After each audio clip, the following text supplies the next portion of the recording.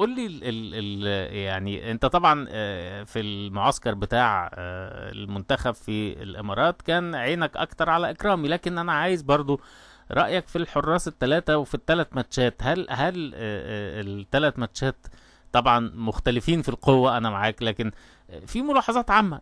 شايف حراسة المرمى في مصر بشكل عام، بعيدا بقى عن النادي الاهلي، يعني بعيدا عن النادي الاهلي، شايف حراسة المرمى في مصر ماشية ازاي؟ خاصة انه مثلا الزمالك عنده مشكلة حقيقية في الماتش اللي جاي، انه عبد الواحد موقوف، وبالتالي جنش هيلعب لوحده، وهيبقى الاحتياطي بتاعه الله اعلم مين لو لا قدر الله اصيب او حاجة. لا، بغض النظر عن الخطا الجسيم دوت، لان طبعا خطا سيلي مستيك جدا ما ينفعش يحصل في نادي كبير زي نادي الزمالك. مهم. اذا كان حصل ان مدرب حراس المرمى او بيتقال كده ان هو اللي صمم يبقى فيه اتنين، فطبعا مهم. ما ينفعش يحصل دوت، وفي مدير فني بقيمه وقدر الكابتن حسن شحاته ان مهم. يسمع كلام زي دوت او يوافق على كلام زي دوت. ما مهم. ينفعش طبعا. مهم. لانه انا لو عندي ماتشين بس، ماتشين مباراتين، لازم يكون عندي ثلاث حراس. مهم. لانه انا شخصيا نفسي كاحمد ناجي سافرت اولمبياد لوس انجلوس عشان كنت الحارس رقم ثلاثه ايوه. مهم. مع اكرامي وكابتن عادل مأمور. كابتن اكرامي اتصاب مهم. فانا كنت خدت اجازه، مهم. بس كنت مقيد في الليسته فسافرت. مهم. لكن طبعا لا يعني لا في نادي الزمالك المفروض ما يحصلش حاجه مهم. يعني مهم. بالشكل آه، ده. بالشكل ده خالص مهم. اطلاقا يعني. مهم. لكن انا عندي وجهه نظر بقولها من زمان خالص، ان مصر فيها على الاقل 15 حارس يقدر يلعب في المنتخب القومي يعني، مهم.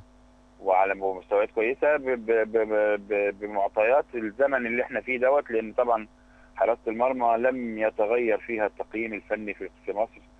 كل حاجه اتغيرت الا تقييم حراس المرمى، اللي هو وقعت منه وطلع غلط مش عارف ايه الكلام الخايب اللي بيتقال ده. مهم. هو ده مش موجود في كره القدم دلوقتي. موجود في كره القدم دلوقتي ايه؟ مهم. التقييم على اجمالي الاداء في السنه او في الموسم او في الفتره الحقبه الزمنيه او حاجه. يعني برضو عندي مقوله ثابته انه من السنه اللي فاتت احسن حارس في العالم اللي هو ايكر كاسياس مهم. عنده 36 خطأ شخصي، لكن مردوده الفني مهم. طول الموسم كان هايل وخد احسن حارس مرمى في العالم يعني. مهم. طيب ال الماتشات، كنت تفضل مثلا ان شريف اكرامي يلعب ماتش نيجيريا او انا ماتش؟ كان نفسي انا اشوف اكرامي يلعب الثلاث ماتشات، اه انا لا، ما انا كاحمد فاهم ناجي طبعا، لا بصراحه. انا ما بسالش على دي، انا فاهم طبعا يعني. انما لا، يعني انت شايف ان ماتش لا مثلا؟ طبعا، حد في قيمه عصام الحضري موجود، وحد في قيمه عبد الواحد السيد موجود، مهم. وحد في قيمه شريف اكرامي موجود، مهم. وحد في موهبه ومستقبل مصر في حراسه المرمى كاحمد الشناوي موجود، مهم. وعلي لطفي موجود، ومحمد صبحي موجود، ومحمد عبد المنصف موجود، وكتير قوي، واحمد سعد موجود، ومصطفى كمال موجود، واحمد فوزي موجود. طب بس لا عندنا ما كتير. تتوهنيش، بس انا خليني في السؤال ده تحديدا. انت شايف ان لو كان اكرامي لعب يعني مش اكرامي الكبير طبعا، يعني شريف اكرامي، لو اه لعب مثلا ماتش نيجيريا، كان تبقى راضي عن المعسكر اكتر بالنسبه له كحارس مرمى، او اه لعب مثلا ماتش العراق، ولا مجرد التواجد وانه يعيش الجو والمعسكر ويبقى مع الاثنين الكبار اللي انت بتتكلم عليهم دول برضو يضيف له لا، هو خبره؟ طبعا شريف لا يقل ابدا كفاءه عن يعني حاليا، لان مهم. شريف كمان اتظلم قوي الفتره اللي فاتت، مهم. لانه اصيب وعمل عمليات كبيره يعني خدت منه حوالي سنتين. مهم.